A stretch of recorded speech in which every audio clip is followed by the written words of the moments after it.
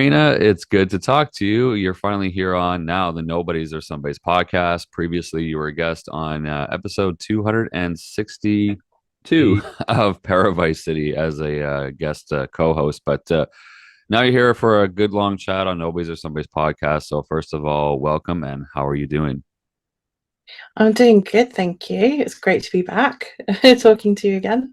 Yes, for sure, exactly. And I can't wait to dig into more about you. So let's do that. So for people who didn't listen to that episode and don't know who you are, just give me a brief, maybe a little intro about you, and we can kind of go for there because there's a few things that you touched on last time you were on Paradise City that I want to really dig into. So basically, who is Karina right now?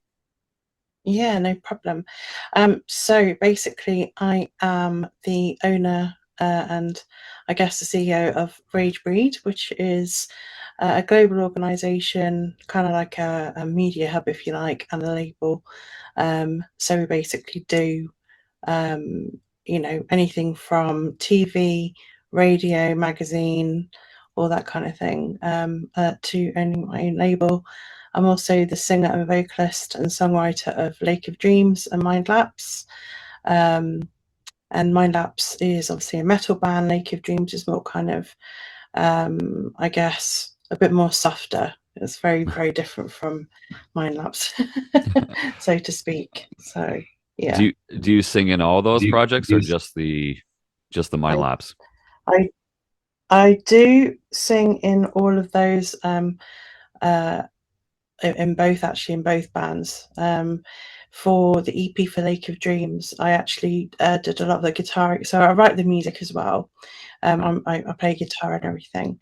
Um, so yeah, it's very much so, whereby I write the music, and then whenever I play chords on guitar, I kind of feel the lyrics, if that makes sense, and then Mm. I start singing, and it all works like that, really.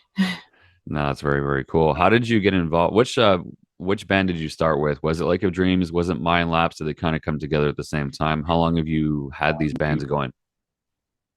So basically, it's been, gosh, let me think. Mind Apps was my first band. So I got signed very young, Tony and their records. I was probably around 16. Wow. It's my first ever band was Neutral Shade, but we changed the actual name to Mind Lapse because it sounded more like a lipstick than a band. So, A little bit. Only so, because you mentioned it. Yeah, I wouldn't have thought so. It's cool. yeah, Yeah. so we just kind of changed the name at the time, and I got signed very young, and I was with Hedy and that Records. Um, we were recording with John Mitchell, who is still my producer now, and he's been recording my voice since a teen. So he has recorded bands like Anta Shakira and Architects and bands like this. So yeah, Wow. it's very, very kind of cool. He's really good friends with Steve Wilson, who did the sound engineering of Opeth, and so very much prog genius in my opinion. Porcupine He Tree. writes That's it. the mastermind of Porcupine Tree, correct? Steve Wilson. Yeah, Yeah. yeah, Yeah. absolutely, yeah. So yeah, I mean, so he basically recorded the last two singles. So it started off with Mind Lapse, and we went through different subgenres during the time as well. Um, and yeah, it's just, it's been a journey, because obviously, from that point on, I explored different subgenres within metal music. And then Lake of Dreams stuff I was writing alongside, actually, but it wasn't music that I could really put in my laps because it was very, very chill. So it's kind of more like the Damnation, EP, like Opeth, Okay. and Anathema, the very chilled stuff, The Gathering, and the soft acoustic stuff that Lacuna Coil did as well. I really love Southern Isolation, Fawn, the Night Spirit. So it had a kind of a pagan sort of theme throughout the whole thing. So yeah, that's when I started writing this stuff. But then the movie idea came afterwards to amalgamate both projects into kind of like a concept film. Wow. So that's how the film has started. So I'm currently writing the script. So all the songs of the Lake of Dreams basically going to be the music in the film. And then when Kira goes to hell, that's all the Mind Lap songs, because she meets a spirit in hell, and they tell her story. So you've got a lot of, I know, like death metal and black metal and stuff like that, and thrashy stuff. You've got doom, so it's all the underground genres when she meets each spirit. So yeah, it's going to be quite cool. It is. It does sound very cool. I remember we talked on Paradise City. You had a lot of projects on the go. I think you mentioned that you were working on this as well. You have a lot on your plate. Then you rattled off so many things about Ragebreed itself that I just couldn't remember. I don't know how I can remember even what songs I played last week on my show, my one show, and you were rattling off things about Ragebreed and different projects and things you had going on. Like, it was just in the forefront of your mind. It was amazing. You're always keeping busy by the sounds of it. So I'm losing video here. Yeah. That's how crazy things are. Yeah, I was accused of saying I know exactly. What I want to ask you about real quick then too, I want to go back to something you said is about him recording your voice and being a part of your recording career since you were 15. He must have really been, he must have seen a lot of changes and a lot of ups and downs in your voice from that point. That's a long time. How did you first realize when you were that age or maybe younger that you wanted to sing, that you could sing, that's something you wanted to do on a regular basis? What was kind of the spark for that? Do you remember? Oh gosh, I've always been an entertainer. I mean, even at home when I was young, we used to do these family plays and things like that. And I was always singing in front of the mirror with a hairbrush as a microphone, and getting like I still do that, except leads and that's where it plays. ended. Yeah. Yeah. Well, it was mainly because I was always like, I don't know, I just always used to love music. I was always dancing in the living room, and I was always kind of, just doing a lot of stuff which was aimed around music, whether it was singing, whether it was dancing. And I knew when I got my guitar, I think probably was when I started writing music myself, learning chords. This is really what I really want to do, and this is what I'm going to do. And I used to play piano before that, and then when I got my guitar, that's where it would change, because that's where I discovered rock. And then from that point on, it was like, that's it. This feels completely right. And and considering, like, I think what you go through in your personal life also creates the I guess the dynamic of where you're going to put that, that the emotion that goes into what you write and everything. So there's a lot of things that happened in my personal life which kind of made me I guess appreciate rock and metal more, because it was very in touch with maybe the darker emotions. And whereas a lot of the light stuff was all happy, whereas like for me it was more of a healing thing. It was to get the anger out, and also touch on human experiences that people don't talk about. The fakeness of society, for example. Sometimes you get a lot of that, and people being ingenuine and deceptive and things like that. So it was the whole project, I guess, which I did, was really having a platform to feel and create and use my imagination as well. So it was wonderful because I could create characters. I mean, even with Mind Laps and everything that we did, I created a concept project of Mind Laps being forgotten memories of past lives. So, spirits telling their story through music. So that's kind of like, and so, with the album, which was a discography album we released, had all of that, all the subgenres and all the moods and everything. And then I think the EP Souls for Sinners was like the defining move, I think, for Mind Laps, because that's when our sound really matured. And then obviously Haunted and the Prophecy, where you see a very, a lot of the writing that has developed into something a little bit more, I would say, more progressive and heavier, I would say, as well. But yeah, no, I mean, it's always been part of my life. I couldn't imagine my life without music, because it's just such a it sort of defines who I am, you know. So Yeah, yeah, I I mean, feel I the same think way. from a Yeah. very early age, yeah, like I always knew, it just always felt right, and each album or each release, it just gets better and better, you know. And John has literally been there on my journey, you know, like from doing gothic rock to, you know, stuff like My Ruin, you know, Wow. like Rage Against the Machine, and then Yeah. to stuff which is a lot more darker and progressive. You know, he's gone through it with the heavy stuff, and certainly with the last single release with Rage of Masses and Hold Me by Lake of Dreams. I mean, the two are completely different. Hmm. Um, but he really enjoyed performing on that because he did all the music for me. I wrote the music, but he played it and he added like layers and things like that. And Rage of Masses, I think he really enjoyed unexpectedly. You know, it was great because to see him do something that he isn't normally used to do, but doing such an amazing job at it, you know, it's just incredible to me. You know, it was such a fun experience because it was like, oh, can we? I remember this one point I was like, I need it to sound like a battle, you know, I need it needs to have sort of a feel of a marching thing, and we got the drums to do what we needed it to do, and then adding atmospheres and keys, and oh, it was just an amazing experience, you know. Like it always is when with him, because he pushes me. He's not like most engineers where they're just like record and that's it. Yeah, press the He's an button and engineer go, and that you will come get up the with it. best out. He'll actually, work with you and try to pull things from you, and maybe suggest some things, and not afraid to kind of maybe point you in Yeah, another direction or something, or give you another way of thinking.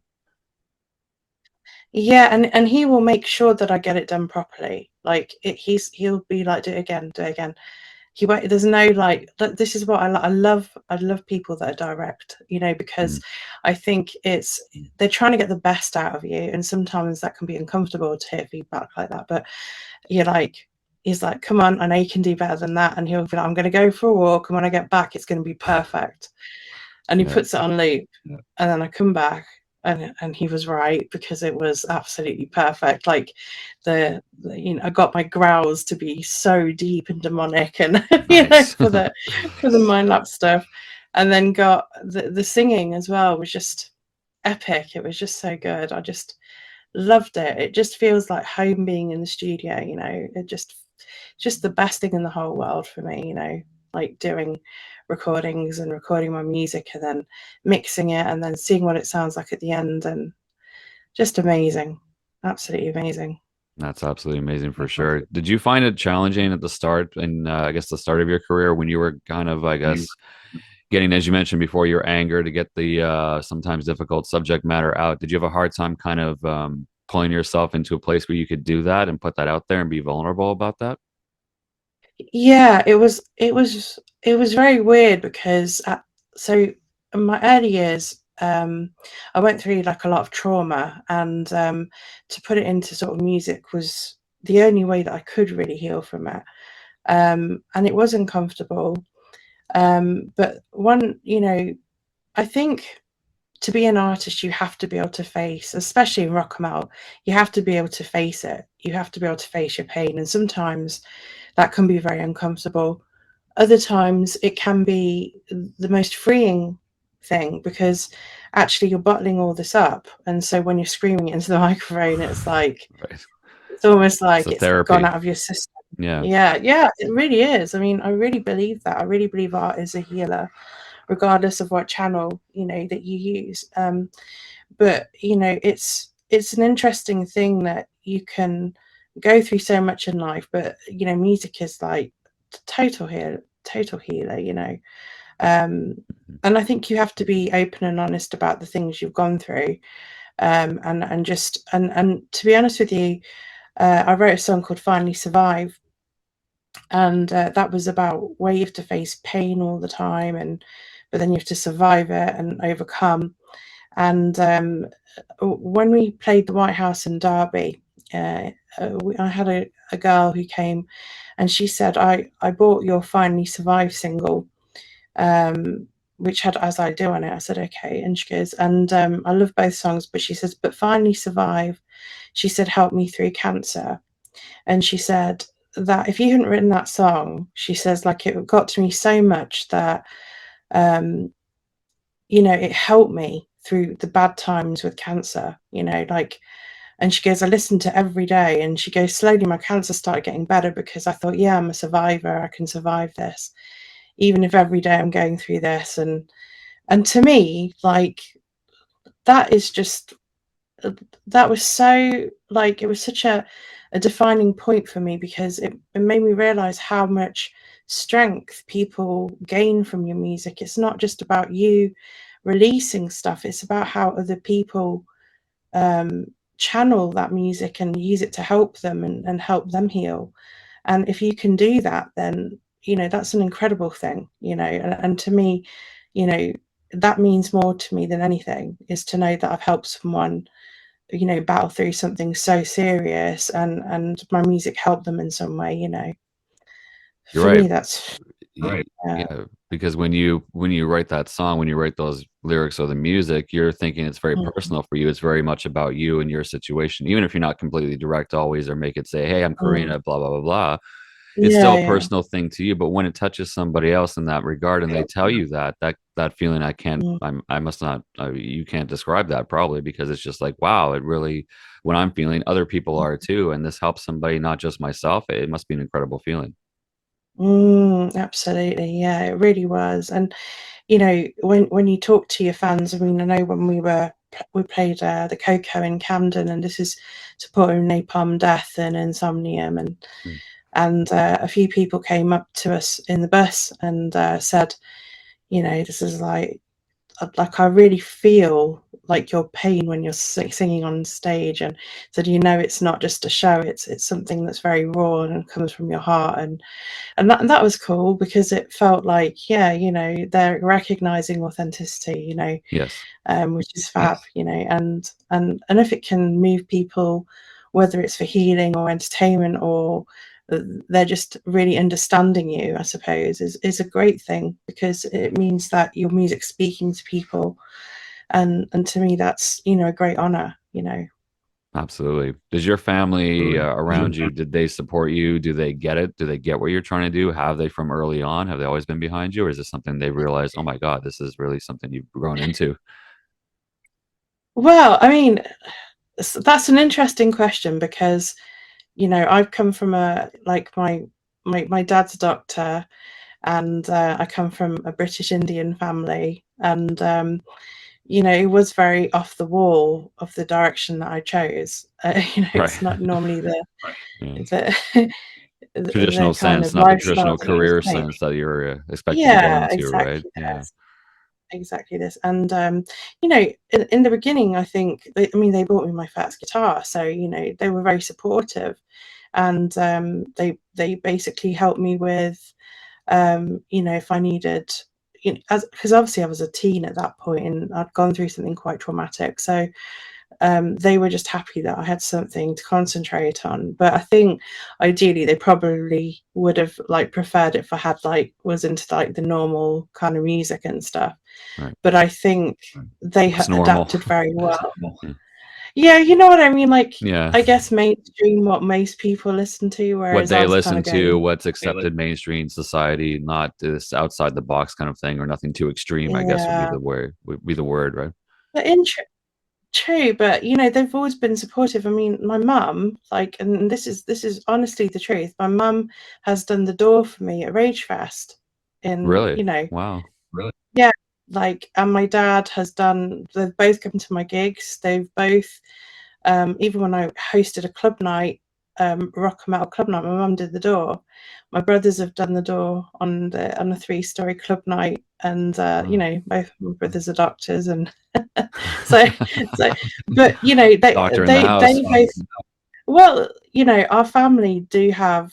I mean, my cousins, they're into rock music. My aunt's into goth, and also my brothers now, I mean, they like their mainstream, but my other brother likes metalcore. The other brother kind of likes a bit of Iron Maiden, some Opeth. He likes bits and bobs of it. Mm. So we've grown up with it, really, because we all listened to it when we were growing up. So you know, I mean, they had no choice really because I was into it. So, but when I listen to music, yeah, the I mean, neighbors listen to music. Everybody hears your music. When Karina plays her songs, everybody hears her songs. mhm, that's it. I mean, Makes sense. you know, we'll talk about back in the day, you know, like when we were listening to Alice in Chains and Therapy and Metallica and bands like this, and he recognizes the stuff, and you know, we'll sometimes ask Alexa to play tunes that we both remember when we were young, and you know, the whole Nirvana thing, and you know, Soundgarden, you know, all that sort of stuff. So you know, it's kind of like it's part of my history. It's part of their history. My family have been nothing but supportive. I mean, when I played when I recorded the Lake of Dreams EP, um, they came to Reading with me. You know, they stayed in a hotel, and I stayed in a hotel, and we went for dinner. And so I think they've accepted that this is who I am. You know, but certainly I think, you know, it is a different direction, you know, to what they do. But I mean, you know, alongside it, I did accounts work, so I had a decent job, and I did like, you know, I mean, I do, you know, like things like finance management and you know, credit control management, and I got my CDMP and master data management as well. So I have got, you know, skill sets as well as what I do. So, you know, I have been doing jobs and things like that. But this is kind of like my authentic, real person of who I am. Do you know what I mean? Like this is I am truly a what you want creative to be. woman. You know? Yeah. Yeah, this is who I am, you know, and I own my own label. I mean, I remember even when I was at school, you know, and college and things like that, and they said, "Oh, you know, what do you want to be when you grow up?" and all this sort of stuff, you know, like they do. And Yeah. I knew exactly what I wanted to do. I was just like, well, I want to be a singer. I want to be, you know, I want to have my own art published and my own poetry book published, and I want to own my own label, and that's what I want, you know. And I always knew what I wanted to do. There was never ever any you know, mishaps on that. So I got my art published, and I got my books published, poetry books published, and I'm a singer, which was really interesting because after that conversation, I got offered a record deal with Henry and Their Records at the time, and and then I was a singer. You know, it was interesting, and then you know, a few years later, I'm building up Ragebreed, and I become a label. You know, and this is why I say to people, live out your dreams, because even if straight away, you know, it doesn't happen, over a period of time it will, as long as you stick to the plan and as long as that's what you want, you know. um that for me is really important, you know. It's like knowing truly what you really want out of life, and this is it, this is what I really want, you know. And even if you have to do side jobs, or even if you have to do other things as well, you know, as long as you know the root of who you are, and you know what you want to do in life. You know, I say this to my, you know, because I life coach, and I talk to my clients all the time about mindset. You know, you have to really want it. You can't just go into it thinking, oh, you know, I might do it. You've got to go in to say, I will do it, You got you to know, commit. because You got to go full on, you've got to commit 100%. to it. Yeah. Yeah. And even when you get all the knockbacks, you've got to get back up, because ultimately, if you really want it, you know, you'll do what it takes, you know, regardless of, because it's like that Rocky thing, you know, it's no matter how hard you get hit, you have to keep getting Yeah. back up, right? Yeah. So it's that sort of thing. It's like you're not always going to appeal to everybody. You're not always going to have a smooth sail of things. You're going to have, there's so many billions of people in the world out there that will have an opinion on you, you know. Some people will love you, some people will hate you, some people won't really care, you know. But it's about what you feel about what you do, because ultimately that's what drives you, and then the people that support what you do believe in what you do. And it's an energy, actually. It's an energy force, to ensure that you have the right mindset to go for what you want to do. And once you have that mindset, it just flows, and you know that you're able to get through anything, you know, because you know that's what you're meant to do. Yeah. Does that make sense? It does. It does make total sense. And just to push through and keep going. That's what you've clearly done Mm, in your life. mm, I do want to talk to you about what's in the backdrop. If you're watching the video behind you, of course, Ragebreed is a massive part of your story. That's how we connected and how you've connected to so many people. Just mm, for a few minutes, if you can, I know you've mentioned a couple of times, and you certainly don't have to say anything or don't say anything you don't want to, but you did mm, mention some things you've gone through in the past, some traumas in the past, things you've had to use to kind of turn it into some of your art, but you've had to overcome. Did you want to touch mhm. on anything about what kind of things that have brought you to where you are now, just to kind of close the gap on that? Yeah, I mean, gosh, well, I went through a trauma when I was very young. I survived a sexual attack, if you like, and it was very, very traumatic. I went through a lot of stuff in my childhood and my teenhood, I suppose. I dealt with death at a very young age, you know, friends dying and things like that. Mm. Um, and then I went through a lot of harassment and discrimination and bullying and all this kind of stuff as well growing up. And there was a lot of things that happened. I had a lot of betrayal from a lot of people, you know. Lots of people lied about who I was. I was getting rumors spread about me, things that I hadn't done that they were trying to, you know, it was like promoter rivalry and stuff like that. Right. But there were people there that I was close to that totally lied about me. And that was very difficult because it was like I'd put trust in people that had really hurt me, and seeing that publicly was very hard. But then also trying to fix it was difficult because they'd spread so much rubbish that so many people had believed it. I had to try and you know, put the truth out there, which is why we had Ragebreed Against Bullying as well, for people that had gone through similar things to what I had, you know. Right. And so I overcome a lot, and you know, I basically channeled everything I'd gone through into music and to build and use that energy as fuel, not to destroy me, but to make me, because actually everything is energy, in my opinion. You know, everything is. I mean, even like scientifically it is. So when people throw that energy at you and they're being shady or whatever and lying, you know, it was almost like viewing it as like a brick that was catching and then building it with it, you know, Mm. because Wow. everything becomes, you know, you're building an empire, you're building your whole thing, and that just became art.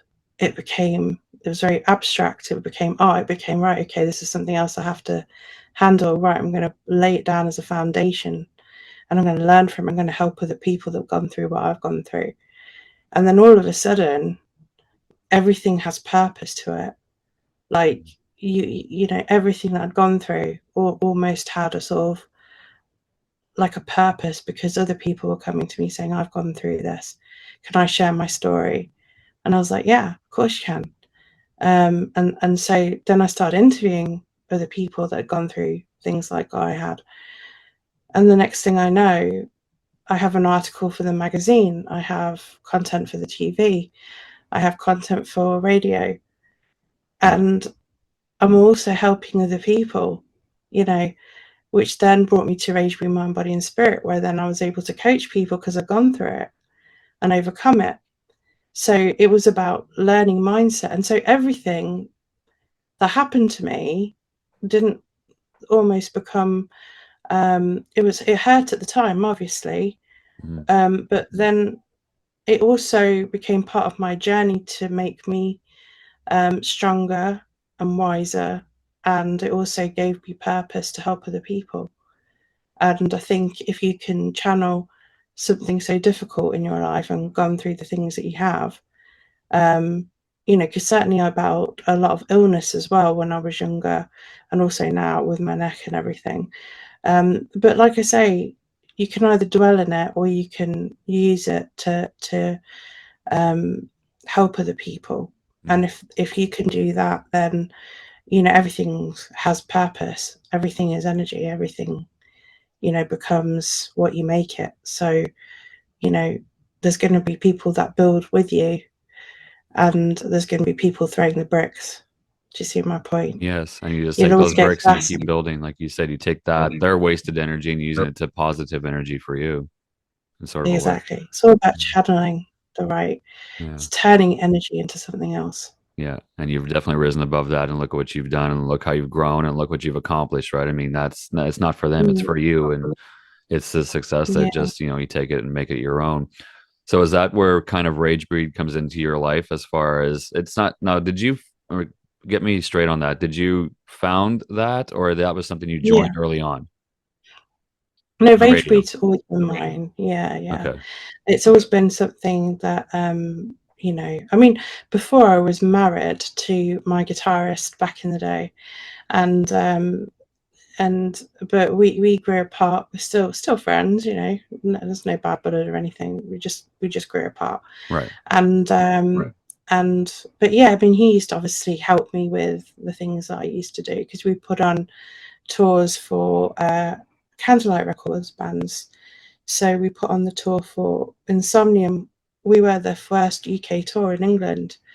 We put on the tour for Omnium Gatherum. Wow. That was their first UK tour in England. So, wow. Yeah. So Mindlap supported Insomnium and Omnium Gatherum. Like, there was a band, a Leicester band, that we put with them as well. So, yeah, I mean, we've done quite a lot with the bigger bands as well, because we had Cancer headlining that tour as well, and then the last date was Napalm Death at the Coco, so that was kind of cool. Yeah, I mean, it was the journey of what we've done. I mean, it started from '96, and we worked with a lot of major bands, big bands, and some sort of underground bands, and from the smaller labels. But we certainly have a very big journey, I guess, the big timeline from '96 to what we've done now. I mean, you look at the magazines, and we're working with some of the biggest bands, and and some of the biggest labels and PR companies, and it's wonderful to be able to do that, because it's not just always about the big bands. It's about helping the smaller bands, the unsigned bands, that other people to grow and get to that level. Yeah, exactly. And seeing them so happy, when the article comes out and they're in a magazine. I mean, I remember when I was really young, and the first time I was put in a magazine, and I was jumping around, really excited, and same with radio, when you get these bands that are underground and stuff, and you play their music, certainly it's so happy for them. And if you can bring some happiness to people's lives in such a strange climate we're living in, a little bit, it's all about that. It's all about the intent is always for good things. Basically, the intent is always there for to help people shine and be authentic to their real selves, and to do the things that they enjoy doing. I just realized this when you said 1996. We're obviously recording in 2026. It's your 30-year anniversary. Do you have some big plans, something you can share, something to celebrate? That's a huge milestone. Yeah, maybe I might do a video or something. So potentially, and I might do that this year, actually, and maybe get everybody who is in Ragebreed to do a little video. Yes, I got to jump in that. I finally got to make sure I get it in time this time. I know I missed a couple of the Christmas ones, and whenever I finally got to get my hands on doing that, for sure. I want to be a part of that. Absolutely.